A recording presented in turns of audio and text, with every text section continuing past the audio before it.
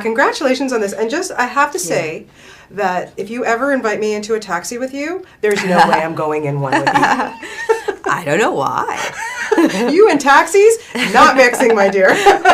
But seriously, you did such a good job in this. And, Thank you. you know, we've seen you do some action stuff before, but this is real kick-ass. How, you know, did you really have to prepare for this one?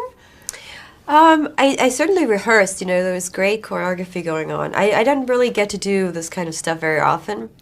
And I liked it because it was so much part of my character of Gina. You know, she's so tough, from being from Bosnia, and there was a certain go-get-itness to her, you know, that I really enjoyed, and I felt it was really important that she was a hands-on kind of girl.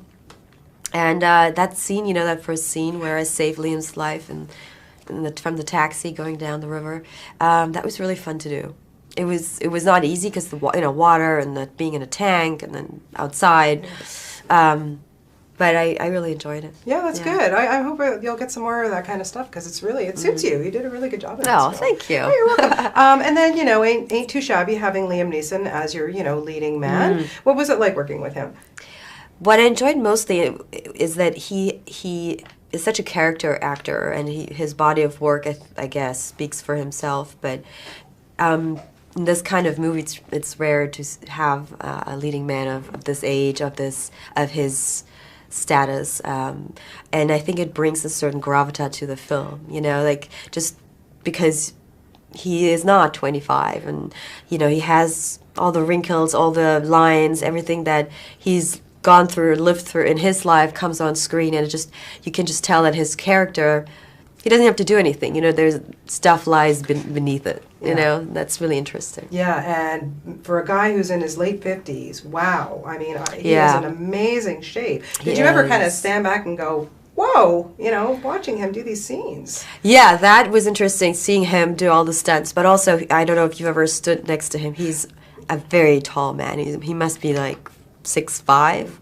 and there were scenes, you know, I wear Doc Martens in the film and have my little wool hat on, where I felt truly like a child next to him. I mean, like walk and look up, you know, and he has this deep voice, and he's an impressive guy. Yeah, he really is. He totally is, and a good guy too.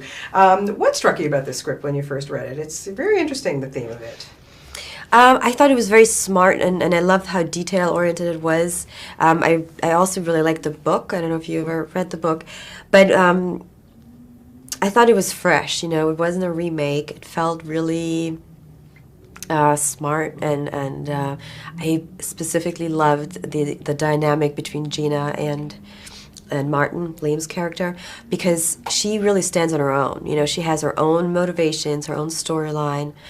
I love that she has this backstory that we get to find out about at one point in the movie, because it sort of brings reality back in. You know, it makes the whole movie feel much more realistic, I think. And I find it moving to see these two characters that have no identity for two very different reasons come together at one point, you know, and that's why they're together. It's not because, you know, she's the hot chick running next to him looking good. Yeah, but that works too.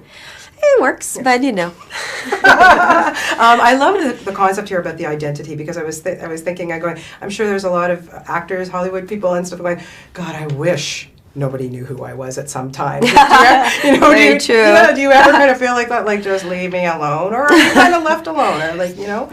Not so much because I'm an actress, but I gotta say, the whole internet era, I think, ruined it for us people, because I remember being very young, and you know, you were going on a date, and you knew nothing about the person you were going to see, and it was part of the attraction, right? And now you Google everybody before you go on a date. It like takes it all away. It really does. Seriously, the internet. I don't know, good and bad. That's for sure. Yeah. Now, of course, you know, we consider you an honorary Canadian, of course. You know, and I just have to say that it's good that you have the thumbs up to Canada in this film. Aww.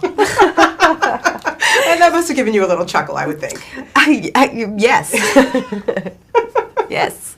Do you spend a lot of time in Canada? Like, do you like to? I do. I just returned yesterday, actually, from the very, very rainy Vancouver. Yes, and it's been raining because I'm Toronto and it's snow, so it's a good thing. Oh, really? We'd rather have the rain. Trust me. I'm wondering, Diane, when you decided that you wanted to become an actress, was there a specific film or an actor that inspired you to do what you want to do? For me, it was Romy Schneider. I'm not sure if you're familiar with her. I grew up with her, you know, just on TV and TV movies because she's very famous in Germany. But then I moved to Paris to become a model, and I discovered her French work. She made incredible French movies with Claude Sauté, you know, La Nouvelle Vague. That really made me dream. You know, I thought, why couldn't I make French films? You know, why? Because I thought, you know, I'm German. Who's going to want to hire me? I mean, I speak French with a German accent. I don't speak English, but, you know, how am I going to get to Hollywood?